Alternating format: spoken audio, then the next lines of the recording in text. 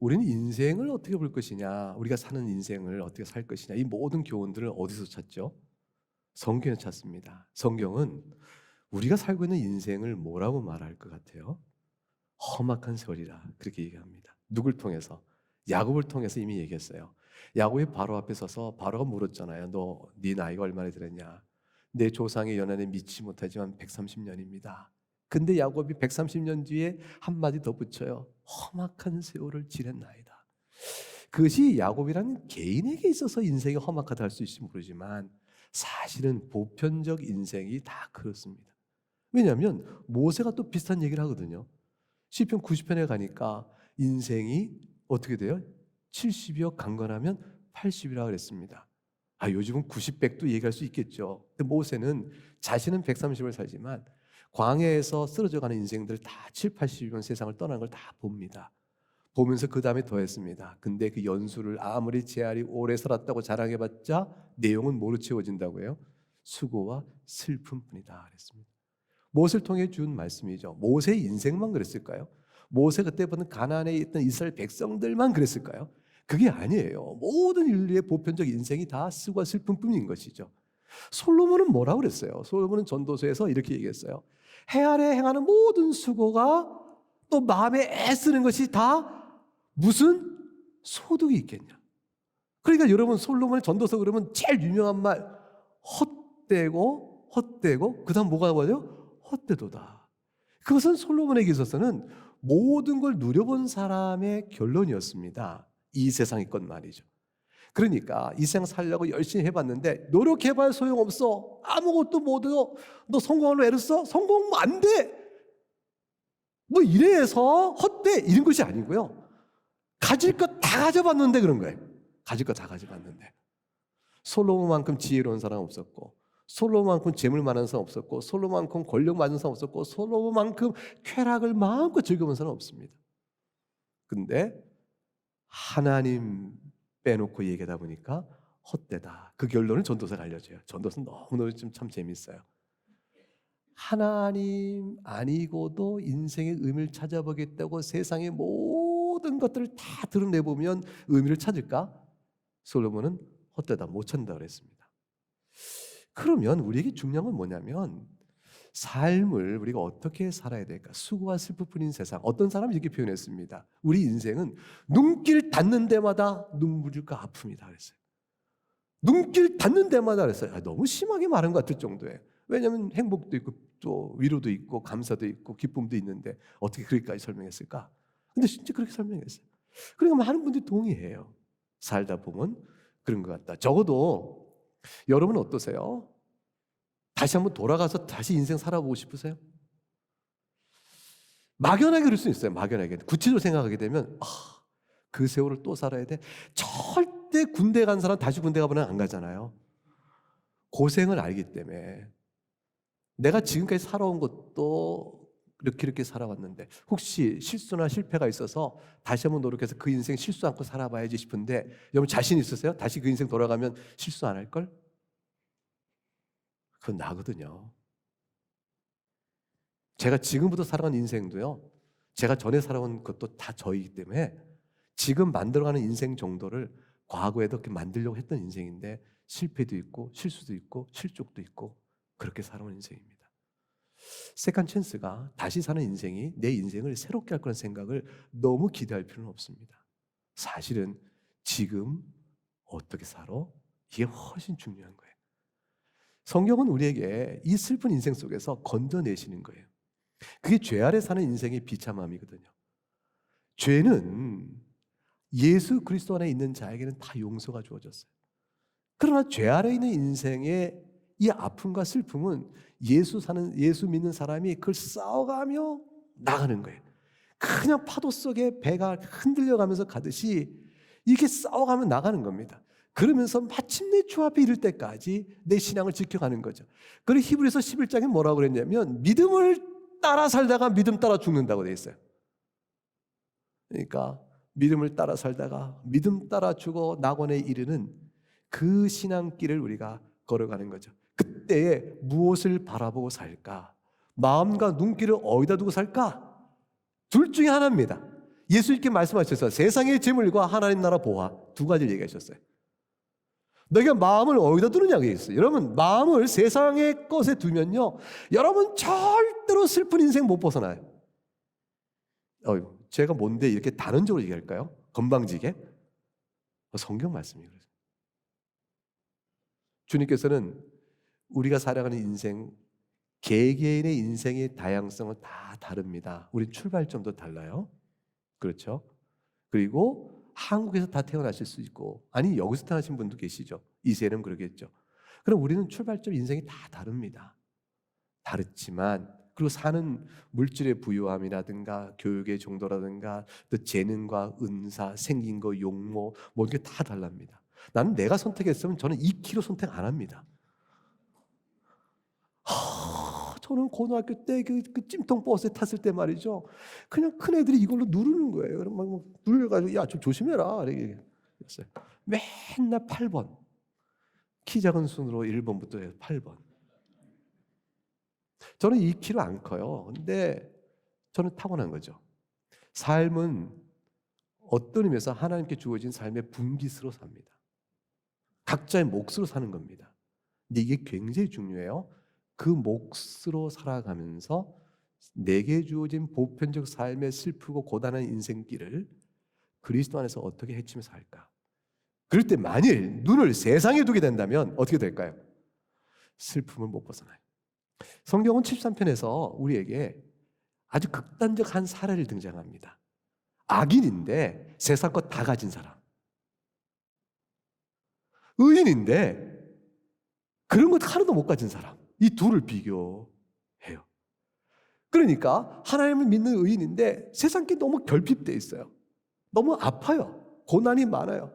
근데 보니까 너무 많은 걸 갖고 있는데 악인이에요. 하나님, 어떻게 그럴 수 있죠? 제가 하나님 믿어요? 말아요? 하나님 선하세요?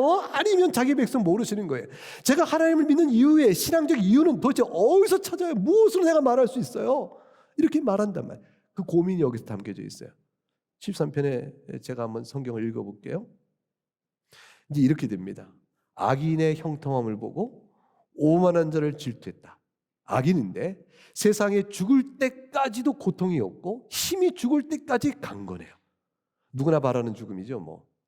그러다가 남들이 당하는 일반적 고난도 그들에겐 찾기가 어렵고 사람들이 다 당하는 재앙도 그들에게는 없어요. 이렇게 평안한 인생, 이런 인생을 산다면 우린 다 뭐라고 말할까요? 하나님께 당신을 사랑하여 복 주셨다 그럴 거 아니겠어요? 근데 악인이에요.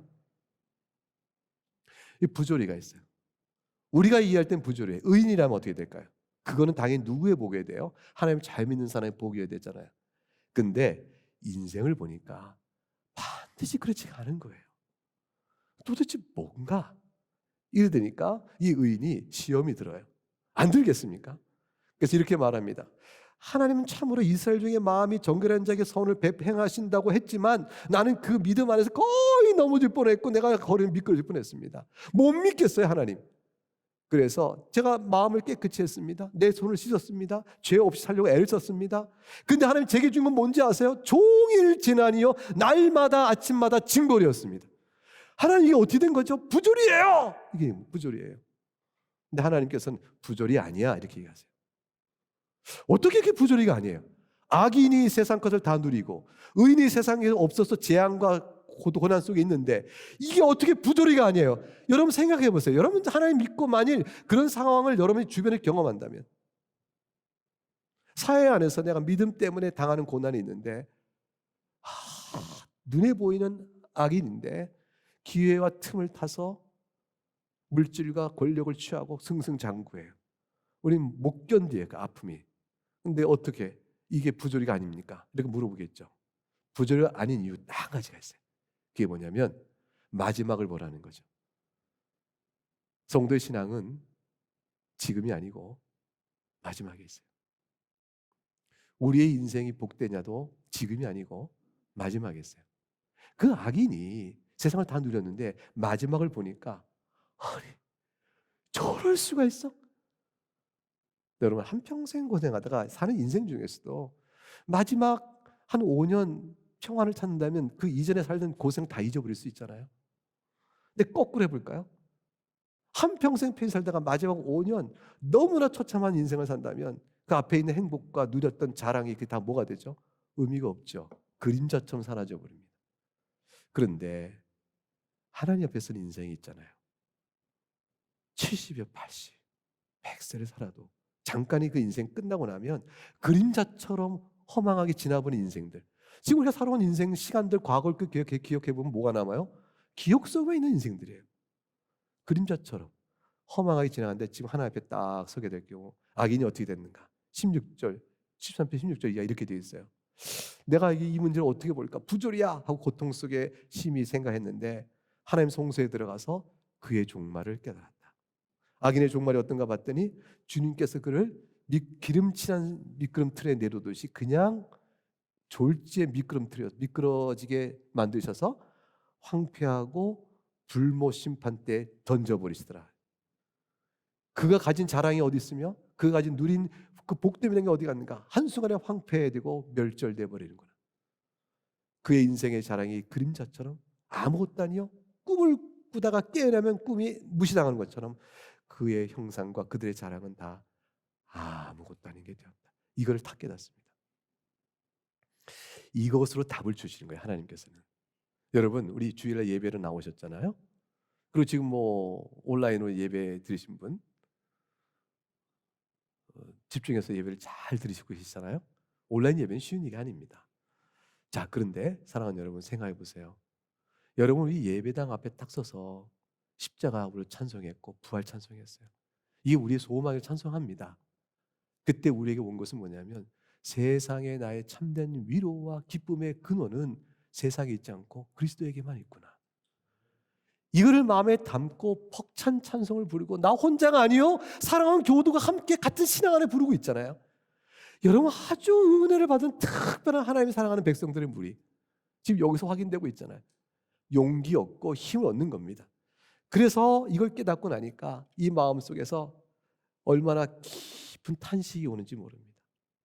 첫째 깊이 깨달아요. 시편 90편 사람은 티끌로 돌아가는 것이요 그리고 잠깐 자는 것이요 아침에 돋는 풀 같은 것이요 그나마도 하나님의 분노 아래 살아가는 죄 중의 인생이라. 그러니 그 인생 중에서 결국에 저렇게 되었는들 세상 것 다 가진들 그것이 무슨 유익이 있으리요. 그러니 참된 기쁨과 소망은 세상 것에 둘 것이 아니구나를 하나님이 보이신 거예요. 사랑하는 내 아들아, 너에게 공경과 아픔과 재앙이 있었냐? 네가 악인의 세상의 부유함 때문에 네가 괴로워하고 실족한다고 하느냐? 보라, 정령코 너에게 소중한 것이 무엇이냐? 그걸 열어 보이시면서 눈길을 바꾸십니다. 여러분 이 신앙이 마음에 들어올 때 비로소 가지고 부유한 자가 겸비해지고 복되집니다. 재능도 복되져요. 그래서 우리에게 육신 가운데 있는 우리에게 일용할 양식을 구하고 먹는 것은 행복이에요. 광야에 있을 때 주님께서 그러셨어요. 너희 의복이 헐벗었냐 신발이 닳았느냐 너희가 굶었냐 그러셨어요. 주님은 우리가 살아가는 인생의 필요를 우리 분깃대로 채워주시는 거예요. 그래서 우리는 욕심과 바람만큼 못 가질 수 있어요. 아니 내 자식이 최고의 대학 나오고 최고의 직장에 있는데 세상 사람들이 말할 만한 것에 가면 좋잖아요. 근데 그게 다 이루어져요? 어느 집은 되고 어느 집은 안 되잖아요. 근데 그것에 목숨 걸는 문제가 아니고 그 행복의 좌우로 결정되는 게 아니라니까요. 여러분 몰라요. 여러분 제일 중요한 건 이것이에요. 달란트 비유 한번 생각해 보실까요? 주님이 얘기하신 달란트. 자, 첫 번째 한 달란트. 또 몇 달란트 나와요? 2달란트. 또 몇 달란트? 5달란트. 여러분 몇 달란트 받고 싶어요 주인에게? 나는 5달란트 받고 싶다. 더 많이 받으면 좋지. 차이가 나잖아요. 뭐야 하나, 둘, 다섯. 난 5이야. 사람들 보기에는 5 받은 자가 복된 자예요. 그리고 2달란트는 그보다 적은 복을 받은 것 같아요. 근데 나중에 주인이 들어와서 결산할 때 2달란트 받은 자에게 주는 자에 대한 결산은 2달란트로 착하고 충성돼서 다 받았어요. 5달란트 받은 자는 5달란트로 착하고 충성돼서 받습니다. 여러분 이걸 잘 기억해야 되는데 분깃의 차이가 있죠. 2달란트 받은 사람은 5달란트 받은 사람이 5달란트 10달란트가 되는데 나는 2달란트 해서 2달란트 받아서 4달란트밖에 안 되니까 비교하니까 엄청난 차이가 나요. 저자는 복되다 하지만 주님 보실 땐 똑같아요. 착하고 충성된 종아. 아무런 차이 없어요. 과부의 두렙돈을 크게 보신 주님이세요. 아무런 차이가 없어요. 어떤 이는 선교사 부름 받습니다. 어떤 사람은 훌륭한 또 여러 가지로 각각 부름 받아요. 여러분 주의 일에 헌신한 특별한 부름 받은 소명 받은 사람 대단하잖아요. 그 헌신과 눈물이 얼마나 크고 그럴까요? 주께 칭찬을 많이 받겠죠. 그래서 그분은 그 분깃대로 받는 거예요. 근데 여러분은요 이 자리에 교인으로서 받는 분깃이 있어요. 여러분 인생 중에 받는 분깃이 있어요. 주님은 그거 보신다. 여러분 어쩌면 한 달에서 받는 사람일 수 있습니다. 그 한 달에서 받은 사람으로 주 앞에 충성되고 헌신하면 착하고 충성된 종이 될 뿐인 것이지 다른 것으로 비교가 아니에요. 여러분 저는 제가 목사입니다. 제가 신학교 교수입니다. 남들 보면 주의 일에 헌신하는 특별한 일의 전설이 나가 있어요. 이걸로 제가 상 받을까 생각해 보니까 아닌 것 같아요. 왜냐하면 이건 달란트 받았을 뿐이에요. 제가 얼만큼 남겼냐는 주 앞에 얼마나 어떤 마음으로 서 있냐에 따라 달라져요. 제가 주님 앞에 어떨까? 착하고 충성된 종이를 받을까? 근데 우리 교회에 아무것도 안 하신 분 계세요. 기도만 하신 분 계세요. 근데 그분은 참 기도를 잘하세요. 그럼 기도로 칭찬받을 것 같아요. 어떤 교회는요 예배 끝나면 쓰레기통은 자기가 다 비워요. 남들이 서로 비우려는데 다툴 때 지금 내가 비울 거야 이렇게 한 게 아니고 남들이 안 비니까 그분이 비워요. 안 보여요. 안 보여. 근데 그분은 그걸로 주 앞에 착하고 충성된 일입니다. 모르겠어요. 저는 주 앞에 섰을 때 우리 교인 가운데 저 구석지에 혼자 앉아있던 그분이 큰 칭찬 받을런지 나는 어떤 평가를 받을까 이런 생각도 해요. 결국은 뭐냐면 사람 보기의 차이가 아닙니다. 하물며 주 앞에 섰을 때도 그러한데 세상에 있는 것에 대한 부요함 그것으로 하나님 복 받았다고 말하고 그래서 악인이 많이 받으니까 의인은 못 받으니까 부조리입니다라고 말하는 건 네 생각이지 사람 보는 시각인 거죠. 하나님 보실 때는 전혀 다른 것입니다. 이거를 깨닫고 나니까 시편 기자가 뭐라고 말하냐면 23절에 내가 항상 주와 함께하니 주께서 내 오른손을 붙드셨나이다 이렇게 말합니다. 여러분 근데 23절 이 말씀의 뜻은요 그 앞에 22절을 봐야 돼요. 22절이 뭐라고 말하냐면 악인들의 종말의 사건을 딱 보고 나서 이처럼 우매무지한 짐승과 같사오니 하고 자기를 한탄해요. 주님께서 부조리가 아니야. 네가 눈을 세상에 두니까 부조리처럼 보이지. 주님은 너는 나를 바라보라. 너의 눈을 나에게 두라. 너의 분깃과 삶 속에 내가 너와 함께하고 있다. 나를 바라보라. 그 말을 주실 때 깨닫고 나니까 내가 짐승이었구나 그래요. 짐승이었구나. 여러분 신앙생활은 제 생각에 볼 때는 예수 그리스도의 말씀의 지식과 지혜가 점점점 커져가는 것. 사도 바울이 예배소 교회를 위해서 기도한 내용입니다. 그 예수님의 사랑의 크기와 넓이와 높이와 깊이를 너희가 날마다 더 많이 알아가기 원하노라. 그것은 뭐냐면 짐승 같은 우매함과 미련함을 좀 벗어나는 겁니다. 그게 점점 성경에 많은 지혜예요. 다시 말하면 하나님 보시는 관점으로 사태를 바라보고 조명할 수 있는 눈길이 좀 생기는 겁니다. 그걸 보니까 내가 미련한 짐승이었구나. 이거를 회개하고 납니다. 회개하고 난 다음에 23절에 나온 거예요. 내가 항상 주와 함께하니 주께서 내 오른손을 붙드셨나이다. 어느 때도 붙으셨을까요? 어느 때도 붙으셨을까요? 내가 우매무지한 짐승같이 헛말을 늘어놓고 하나님께 불평할 때도 하나님 나를 붙들고 계셨어요. 왜 그럴까요? 사랑하셔서. 딱 하나. 하나님은 자기 자녀 사랑하셔서 우리를 일깨워 가르쳐 무릎 꿇게 하고 정말 주님만 찬양하고 마지막 인생의 마지막 숨 거둘 때 주님 앞에 내 영혼을 의탁합니다. 내 한평 살아온 길 속에서 나는 주 앞에 드린 것이 없는데 주님 저를 사랑해 주셔서 이만큼 살게 하셨습니다. 이 고백을 하고 주여 내가 주님 살아온 인생을 주 앞에 드립니다라고 말할 때 내가 내놓을 게 없어 쩔쩔쩔 맬 때 말해요. 쩔쩔쩔 내놓을 게 드릴 게 없어 쩔쩔쩔 맬 때 주님은 그냥 사랑을 받으세요. 여러분 주님 앞에 서게 되면 우리는 칭찬받습니다. 무엇으로 칭찬받아요? 주님 앞에 드릴 게 없는데 소자에게 내 이름으로 물 한 그릇 준 것과 칭찬하세요. 성경에 써 있죠? 성경에 써 있습니다. 그 무슨 말이냐면 예수님 사랑하는 마음 때문에 예수님밖에 없는 줄 알아서. 그래서 후에는 나를 영광조 나를 영접하시고 주에게로 인도하시며 25절 오늘 본문 잡았죠. 하늘에선 주 외에 누가 내게 있으리요 주밖에 내가 사모할 리가 없습니다. 26절 내 육체의 마음은 쇠약하지만 하나님 내 마음의 반석이 영원한 분기십니다라고 고백하는 이 믿음 때문에 예수 사랑 때문에 내가 한 가지라도 충성된 게 있다면, 그 믿음 때문에 해한 것이 있다면, 내 자랑과 내 교만 때문이 아니고 예수 사랑 때문에 내가 한 가지 한 게 있다면 주님 그 기억해 주시는 거예요. 여러분 세상에 물 한 그릇 예수님 이름 때 준 것, 이거를 자랑이고 내 상을 받을 만한 거 꽁꽁 기억했다가 주 앞에 내놓는 자가 있다면 얼마나 우리가 부끄러워요? 너 뭐 했냐? 주님 제가 물 한 그릇 준 거 아시죠? 물 한 그릇, 물 한 그릇. 이거 내놓을 자 아무도 없습니다. 우리 그렇게 안 해요. 우리처럼 조금 주님 앞에 좀 뻔뻔해도요, 우리 그렇게까지는 못합니다. 근데 주님은 그것까지 기억해 주세요. 여러분이 예수님 이름 때문에 한 거요, 여러분 잊어버렸을 겁니다. 근데 그거 주님은 기록하고 계세요. 그 우리가 한 허물들은, 우리가 행한 죄는, 우리가 한 마음의 못된 마음은, 내 시험 들었던 것, 예수 믿는 사람 갚지 않았던 모든 허물 그건 다 어떻게 하고, 그거 다 주님 기억하실 거 아니에요? 아니에요. 주님 그거 다 잊어버리세요. 그게 예수 그리스도의 십자가의 능력이에요. 우리의 허물은 다 가리워 동이 서에서 먼 것처럼 멀리 하시고요, 덮어버리시고요, 그리고 우리가 한 일은 예수 이름 때문에 한 가지라도 드러내세요. 그리고 마귀 앞에서 자랑하세요. 보라, 내 사랑은 내 아들이다. 마귀는 정죄하나 정죄하는 모든 정죄는 그리스도의 보혈로 다 방어가 됩니다. 우리는 어린 양의 피에 적신 깨끗한 흰옷을 입고 주 앞에 서거든요. 사랑하는 여러분, 이거 믿으세요? 안 믿냐고요? 믿어요, 안 믿어요? 마스크 썼으니까 도저히 할 길이 없네. 소리를 내셔보세요. 믿으시면 아멘 하세요. 믿으세요, 안 믿으세요?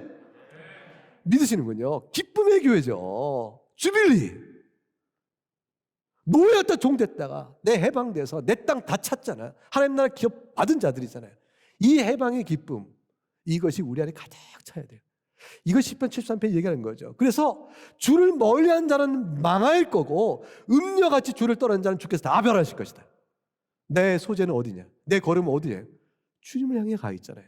그래서 28절에 하나님께 가까이미 내게 보기라. 내가 주 여호와를 나의 피난처로 삼아 주의 모든 행적을 전파리라. 가장 세상에 어리석은 사람, 삶에 대한 자기 판단으로 삶을 판단하며 불평하며 하나님은 날 사랑하지 않으시고 내 기도를 듣지 않으세요. 나는 따라서 하나님 안 믿을 거예요. 난 교회 안 가. 예배에 소용도 없어. 하나님 살아계신 것 같지 않아 하고 하나님 떠나는 자, 이것처럼 비참한 자가 없어요. 왜냐하면 자기 생각과 자기 재단으로 하나님을 판단하여 하나님의 판단을 내리고 하나님을 떠나버리는 사람. 신학자 가운데 그런 사람이 있고요, 유명한 이반젤리스트 가운데 그런 사람이 있어요. 빌리그램과 함께 역사했던 유명한 CCC의 유명한 복음 대중집회 이반젤리스트. 그 양반은 떠났습니다. 딱 이유 하나, 아프리카의 기아로 죽는 많은 사람들의 비참한 보고. 왜 기근이 이렇게 있느냐? 하나님 살아계시다면 왜 저들을 이렇게 기근으로 죽게 하느냐? 어린 생명 무슨 죄가 있는가? 왜 코비드는 이렇게 되는가? 이걸로 인해서 미국으로도 살만해요? 여러분, 한국도 살만하죠. 전 세계 나라 보면 미국이나 한국 많은 나라가 얼마나 있어요. 전 세계 몇 개 국가가 그걸 유지해요. 이 정도 삶의 형편과 기회를. 아무리 우리가 어렵지만, 개인적으로 어렵다 할지라도. 근데 이것이 가난한 나라들 보세요. 비참하거든요. 근데 그걸 보고 이분이 휴머니즘, 인본주의적 감상에 완전히 쌓였어요. 하나님 안 계시다. 선하신 하나님이 계시다면 어찌 이런 비참한 모습을 그냥 외면하시는가? 그러므로 나는 분명히 알거니와 성경에서 말하는 하나님 안 계시다. 하나님은 능력 있고 선하시다면 어찌 이 악이 있는가라고 해서 하나님 떠나버렸어요.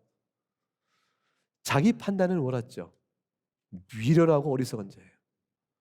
자기 판단으로 하나님이 재단되나요? 하나님 역사 속에 있는 이 만일 속에서 아담과 하와의 우리 조상이 타락한 이후에 인간이 원자리에 있으면서 스스로 자초하는 많은 죄악들, 그 죄악들 가운데 가난해도 나누면 살 수 있지만 그 가난한 나라에도 부패한 자의 탐욕에 어그러지고 이글이글거리고 어디나 있는 그 사회의 부패성과 부조리 때문에 가난하고 어려운 사람 더욱더 어려워지는 형편성에 놓여지는 사회 부조리를 못 보고 자연적 제한되어 살고자 하면 살 수 있는 길을 열어줄 수 있어요. 그런데 근본적으로 자연악이든 사회악이든 죄 아래 있던 세상 앞에서 십자가만이 답인 줄 알고 나오면 살 길이 열리는 것인데, 성경은 그것을 우리에게 말해주는데 그 자는 자기 판단으로 하나님을 지워버립니다. 그리고 하나님은 없다 그랬어요. 비참하죠. 여러분, 거기까지 가지 않더라도 개인적으로 실존을 떠나요. 신앙 교회 공동체를 떠나요. 하나님 안 계신 것 같아. 가장 어려울 때 피난처는 어디입니까? 하나님이시잖아요. 근데 어려울 때 피난처 되신 하나님을 떠나면 여러분 어려울 때 어디로 가실 거예요? 어려울 때 어디로 가실 거예요? 친구 찾아가 보세요. 친구가 피난처가 되나? 누굴 찾아갈 거예요? 하나님밖에 없는데. 미련한 자는 피난처 되신 하나님을 떠난 자죠. 시편 73편은 우리에게 그것을 잘 말해준 거예요. 내 마음의 반석은 오직 주님이시다. 이제 여러분에게 앞에 1부, 2부에서 3가지 얘기했는데 여러분에게는 4가지를 얘기해 드릴게요. 하나 더 해드리는 거예요. 좋죠? 설교 길어지는 것 같아서 싫으세요? 첫째, 여러분, 우리가 이 슬프고 공고한 인생 속에서 어떻게 기쁨과 위로를 받고 살까? 그리스도 안에서 예수 믿는 사람에게 준 특권인데, 첫 번째는 여러분이 예수 그리스도의 보혈의 능력으로 진실로 죄사함의 은혜를 바라며 나는 부패한 자요 내 스스로 의의가 없습니다 고백하고 주의 의를 받기를 원하는 믿음 가운데 있는 사람, 그래서 여러분이 예수를 믿음으로 의롭다함 받은 하나님의 자녀가 됐다는 사실을 굳게 믿는 것, 정말로 믿는 것, 이것이 여러분이 이 슬픈 인생을 살아가는 첫 번째 기쁨 회복의 토대입니다. 여러분, 복음을 마음껏 행복해 하세요. 너무너무 행복해 하세요. 예수님 때문에 나는 하나님의 자녀가 됐어. 그래, 맞아, 나는 의인이야. 하나님 보실 때 의인이라고. 마귀가 내 안에 속삭이겠죠. 병훈아, 너를 내가 안다. 네가 무슨 의인이야? 이렇게 말할 거예요. 그럼 우리가 뭐라고 말해요? 야, 시끄러. 그래, 네가 나를 잘 아는구나. 나는 그렇게 의인이 못 돼. 그러나 예수님 때문에 의인이라고. 예수님의 의가 내 것이 된 거죠. 여러분, 죄 짓고자 예수 믿는 사람이라면 소용없어요. 근데 죄 용서 받고자 예수 믿으면 괜찮아요. 여러분, 죄 지으려고 예수 믿어요? 죄 용서 받고자 예수 믿어요? 1번, 2번. 갑자기 어느 게 1번이냐 2번이냐 헷갈리죠? 설교는 그래요. 들으면 금방 잊어버리니까. 죄 용서 받고자 예수 믿어요. 그 말은 뭐냐면 예수 믿었으니까 됐다. 용서 받았으니까 됐어. 보험 들어놨으니까 난 마음껏 살래. 죄 가운데. 이렇게 살 마음으로 예수 믿는 사람은 아니죠. 아니시죠? 목사님 큰일 났어요. 그런가 봐요. 예수님 믿고 마음껏 죄 지으려고 지금 예수님 다 용서했다니까 그리고 죄 지으려고 예수 믿나 봐요. 왜냐면 아니시죠? 그랬더니 대답 안 하시네요. 어떡하죠? 목사님 믿으시네요, 여러분을. 세상에 우리가 예수님 믿고도 죄를 짓죠. 그러나 예수님 믿었으니 이제 죄 지어도 좋겠다고 생각하고 예수 믿는 사람 아무도 없어요. 여러분은 예수님을 믿을 때 성령의 은혜로 믿으신 거거든요. 여러분 심령 속에 하나님의 은혜가 있어 예수 믿으신 거예요. 그 생명을 주신 하나님이 여러분을 죄 져도 괜찮아라는 마음을 갖게끔 놔두지 않고 단속을 하세요. 죄는 져요. 죄 짓고 나오면 오늘 예배당 가기도 싫어 조금. 그리고 죄 지면 꼭 주의 말씀이 왜 내 죄 지은 걸 안 것처럼 말씀하시는지 꼭 그렇게 하나님께서 만지세요. 그걸로 인해서 마음에 부딪힘이 와요. 그래서 하나님 다 사랑하셔서 그러세요. 그래서 우리를 사랑하셔서 불러내시고 있는 것이에요. 죄 용서 받았다는 사실이 그걸로 지워지는 게 아니고 죄를 범하지만 여러분 마음에 용서 받는 은혜를 사모하여 그리하여 주 앞에서 죄짓기를 원하는 마음이 아니라 죄짓기를 이렇게 멀리하고 싶은 마음으로 용서받은 자 행복을 나와 믿는 믿음이면 구원받는 참된 믿음이에요. 나머지는 점점점 그 믿음이 주님을 사랑하는 더 나아오는 게 필요한 거죠. 예수 믿고 감사하죠. 하나님 자녀되니 감사해요. 물어보나 마나다. 유치부도 아니고 감사해요. 감사하지 않아요. 이게 좀 감사하죠. 이게 물어보면 죄송한 거죠, 여러분에게. 근데 너무 쉬운 대답을 안 하신다고. 감사합니다. 감사한 사람은 하나님을 어떻게 할까요? 사랑하죠. 두 번째는 뭐냐면 인생 슬픈 고단한 인생을 기쁜 건 살려면 하나님을 사랑하시면 돼요. 하나님을 사랑하면 삶이 기뻐져요. 달콤해집니다. 바뀌어요. 그러니까 어떤 일을 하든지 하나님 사랑해요. 그 하나님 사랑을 하는 마음을 어떻게 할까? 이 설거지인데 무슨 하나님 사랑이 설거지야? 아니 사랑하는 마음을 설거지 하시라. 아이한테 자식한테 뭐 주의를 준다? 하나님 사랑하는 마음을 하세요. 친구와 얘기한 직장 일한다? 하나님 사랑 예수 사랑의 마음을 가지고 그냥 그 일을 하세요. 그러면 그 일에 만진 성격이 막 바뀌어요. 여러분 그건요 실제로 찬송할 때도 그래요. 여러분 오늘 예배도 찬송했죠. 예수 주님 사랑하는 마음을 찬송하시면 찬송이 달라져요. 정말 그래요. 그래서 주님을 사랑하십시오. 그러면 반대로 거꾸로 생각해 보세요. 주님을 사랑하지 않고 죄 중에 머물러 있어 보세요.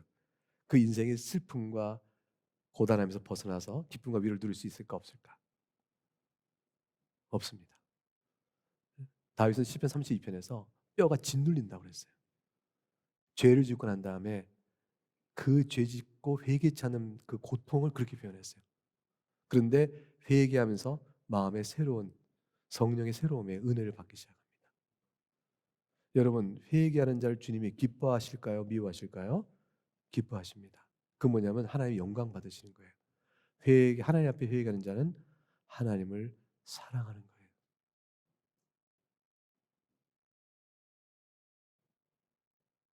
저의 부친께서 저를 야단치실 때 제일 답답했던 것. 아버지 잘못했습니다. 말을 안 하는 것. 때리는 대로 그냥 맞기만 하는 것. 저는 아버지가 때리면 때리고 다 맞았어요. 아버지가 어떻게 대항을 해요, 감히. 근데 아버지 잘못했어요. 용서해 주세요. 이런 말을 안 하는 거예요. 마음으로는 용서를 구하고 있는데 말로는 못했어요. 엄마가 옆에서 답답해요. 인서가 용서를 빌어야지. 용서를 빌어야지. 용서를 빌 염치도 없어요. 그게 내 생각이었는데 뻔뻔함이죠. 용서를 빌어야지. 하나님께 용서를 비세요. 하나님 영광 받으세요. 그 하나님 사랑의 표현이에요. 탕자가 그렇게 악한 죄를 아버지 살아생전 빨리 돌아가시길 못 참고 당신 돌아가셔서 치고 유산 주시오 내 몸. 그거 받아가지고 다 팔아먹고 돼지도 먹는 쥐염려를 못 먹고 거렁뱅이가 되어 돌아왔는데 하나님께 죄를 짓고 아버지께 죄를 했습니다 하고 엎드리고 울 때 아버지는 큰 기쁨을 누리시는 거예요. 저 멀리서도 그냥 알아봐요. 옷차림 다 남인데 친구라도 가까이서도 모르겠어요. 너 이렇게 변했니? 네가 너야? 이럴 사람인데 아버지는 멀리서부터 알아봐. 사랑 때문에 알아봐요. 사랑 때문에. 여러분이 아무리 벗어나도요. 하나님 여러분 선택한 사랑, 예수 믿는 그 사랑에 딱 묶은 것은 절대로 용수철 탄성계수 뿌리쳐서 중력 바꿔서 나가듯이 딱 못 나갑니다. 멀리 갈수록 그냥 땡기세요.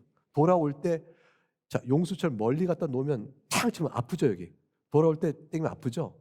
멀리 갈수록 돌아온 건 아파요. 그럼 반드시 돌아옵니다. 하나님의 자녀가. 죄 중에서 멀리 가면 돌아오는 걸음은 아파요. 탁 땡길 때 아프듯이. 그러나 돌아옵니다. 조금 벗어나면 돌아오는 것도 충격이 적죠. 덜 아프죠. 성도는 반드시 돌아옵니다. 예수 믿는 자에게 주께서 거룩한 삶에 대한 은혜를 베푸세요. 죄 지을 때 괴로움을 주세요. 회개하는 자를 기뻐 받으시고 용서하는 은혜의 가득한 충만으로 십자가 은혜를 더 크게 바라보게 하시며 이전보다 더욱더 주를 감사하며 살게 해요. 신앙생활은 뭘까? 감사해요. 하이레벨 요리문답은 이렇게 얘기했어요. 옛사람을 벗어버리고 새 사람을 입는 게 신앙생활입니다. 옛사람을 벗어본다는 것은 회개, 새 사람이라는 것은 감사의 생활. 회개와 감사 이 두 개가 인생 슬픈 인생을 기쁨 가운데 살아가게 하는 두 축이에요. 다른 거 아니에요. 세상 것 아닙니다. 분깃이 있다고 그랬습니다. 각각 분깃대로 살 뿐이에요. 그럼 마지막 세 번째는 뭐냐면 이건 여러분에게 말해주는 건데 네 개 바라니까 두 개가 남았어요. 그중 하나예요. 세 번째 뭐냐면 주를 위해서 한 가지 일을 하나 해보세요. 주님을 사랑하여 내가 이거는 할 수 있겠다 싶은 일을 한 가지 정해서 그거를 좀 해서 주님께 드려보세요. 되게 기뻐요. 어린아이가 아빠 신발은 내가 닦을래! 애한테 기쁨이 돼요. 아빠 물은 내가 줄래. 저희 교회에서는 나가면 기쁨의 교회는 안 주는지 모르겠는데 저희는 빵을 다 드려요. 얼마나 예배 드리고 배고프실까 해가지고 빵, 왜냐면 예배 시간 2시간이니까 그러니까 빵을 안 드리면 교인들이 화를 내세요. 그래서 이거 방송 안 나가야 되는데 그래서 빵을 들거든요. 그 빵을 누가 나눠줄까요? 유치부 애들 나눠줘요. 얘네들이 막 빵 갖고 받으세요 받으세요 줘요. 원래는 그 아이들 담당이 아니었는데 애들이 받아줘요. 애들이 너무너무 그걸 기뻐하는 거예요. 그 자기 일로 알고 너무너무 기뻐해요. 사랑스럽잖아요. 하나님 앞에 한 가지 일 작은 것 하나 선택해 보세요. 할 만한 일, 무리한 거 말고 교회와 관련된 봉사도 되고요. 복음과 관련된 어떤 일이 괜찮아요. 아니면 여러분의 개인 신앙을 위한 어떤 것도 괜찮아요. 한 가지를 해보는 거예요. 나 요거 하나 할래. 그러면 여러분 마음속에 그걸로 인해서 기쁨이 막 와요. 자, 예수님으로 믿음으로 알리면 의롭다를 받아 하나님 자녀된 기쁨을 다시 한번 늘 확인하자. 두 번째, 거룩한 부르심 앞에 다 주님을 사랑하는 마음으로 감사 생활하고 죄를 짓고 회개하는 일을 잊지 말자. 세 번째, 주를 위해서 뭔가 좀 한 가지 정도 내가 해볼 걸 해볼 수 있을까? 그래 해보는 거죠. 여러분 예배 때 봉사해요. 봉사하잖아요. 이 봉사를 기쁨을 주 앞에 드리는 마음으로 소중하게 생각 한번 해보세요. 목사님 맨날 나만 시켜. 이렇게 하지 말고. 그리고 여러분 예배 자리 정해서 나 요 자리에 앉아 예배 드릴래. 그것도 가장 작은 것 같지만 하나예요. 나 예배 드릴 때 난 맨 앞에 앉아. 요 자리 내가 지켜하는 그 예배 드려야지. 주님 그 마음 받으세요. 주님 사랑하는 마음으로 하는 거거든요. 그러다가 다른 사람이 거기 앉았어요. 뭐야! 하고 싸우지 마시고요. 그럼 그거 다 엉터리가 되는 거예요. 그죠? 그러니까 그렇게 하는 거 가장 정하는 정해보세요. 내가 아이한테 3번 참겠다. 주님의 이름으로. 그것도 주님 사랑하는 마음일 수 있어요. 뭐든지 그래요. 뭐든지. 주님 사랑하는 마음을 한 가지 정해서 해보세요. 그리고 여러분 마음에 기쁨이 찾아옵니다. 마지막 소원 중에 내 인생 끝난 날에 나를 영화롭게 하시고 그날 품으실 영광의 날을 잊지 마세요. 현재의 고난은 누구나 다 받는 거지만 장차 우리에게 주실 영광에 좋게 비교할 수 없다 그랬어요. 여러분 세상에 있는 시간 중에 여러분 가장 아름다운 시간은 어느 시간이에요? 지금 여러분 사는 인생 중에서 가장 아름다운 시간. 저는 여러분의 입에서 예배 이렇게 나오길 바라요. 저는 지금 이 시간이 가장 행복한 시간이에요. 목사님은 자기가 설교하니까 그렇지. 여러분 복음의 말씀을 들을 때 행복하지 않으세요? 이 예배 시간이 가장 행복한 시간이에요. 그런데 그날이 이루어지면 이 예배에 100배, 1000배 비교할 수 없는 예배 기쁨이 가득 차요. 그 영광에 나를 인해서 확정해 두시고 예배했다는 사실을 굳게 믿고 여러분의 삶의 형편이 어떠든지 여러분 예수 믿는 사람들이니까 힘내요. 복되게 살아갈 수 있기를 주의로 축복합니다.